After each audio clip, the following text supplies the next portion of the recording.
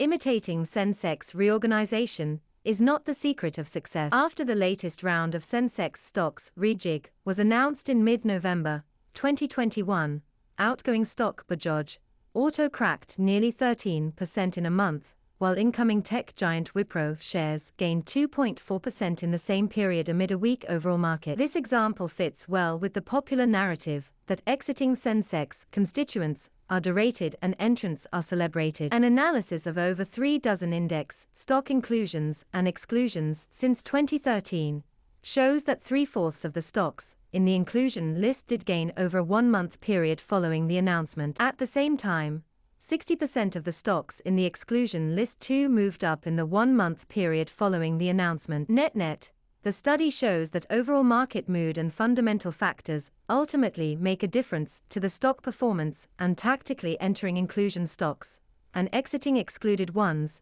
is not a surefire way to success in investing. We looked at the 1-month and 3-month performances of 20 Sensex stock inclusions from November 2013 to December 2021 to find if you should buy Sensex entrants on inclusion announcement. There is a fair chance that you can pocket nifty gains in the short term if you buy a Sensex entrant on the official news. Data shows 75% of the Sensex entrants gained in the 1-month period from the day the announcement is made by Asia Index Pvt Limited, the housekeeper of the indices. The average 1-month gain of Sensex inclusion stocks is 5.1%. The biggest money was made in buying Bajaj Finserv, that gained 43% in a month after the inclusion announcement in May 2020. The next best 1-month gains were in Axis Bank in November 2013 and Dr Reddy's in November 2020. If you held on for slightly longer periods, say 3 months post the inclusion announcement, there is no change in money-making chances. Similar to the 1-month period,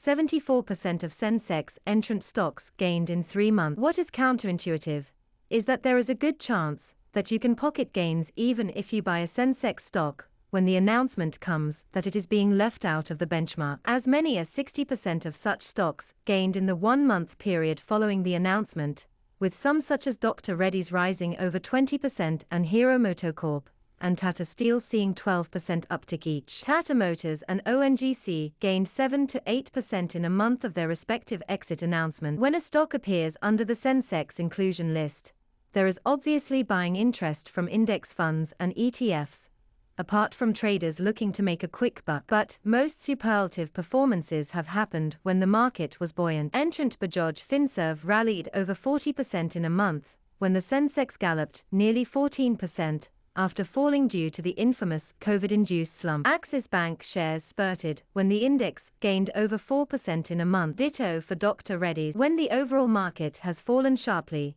the 1-month gains of Sensex entrants, such as Wipro, are quite muted. About 1 in 4 stocks exiting the Sensex notched up gains even 3 months from the time of announcement. Notable examples of this trend are MotoCorp and Tata Steel in 2020. In both cases, markets were very strong in those periods on recovery hopes, which helped build the bullishness. In 2016, BHEL also marked a 20% gain in 3 months from the day its exit was announced from Sensex, riding high on the nearly 11% gain in Sensex itself. Fundamental factors take over though, beyond the euphoria. Stocks such as Adani Ports and Vedanta lost big when held for 3 months from their respective inclusion announcement. In the case of Vedanta, for instance, closure of Sterlite's copper plant in Thoothukudi dampened the mood, and 74% of the exclusions fell in the 3 months following. Since Sensex is constructed based on float-adjusted market capitalization,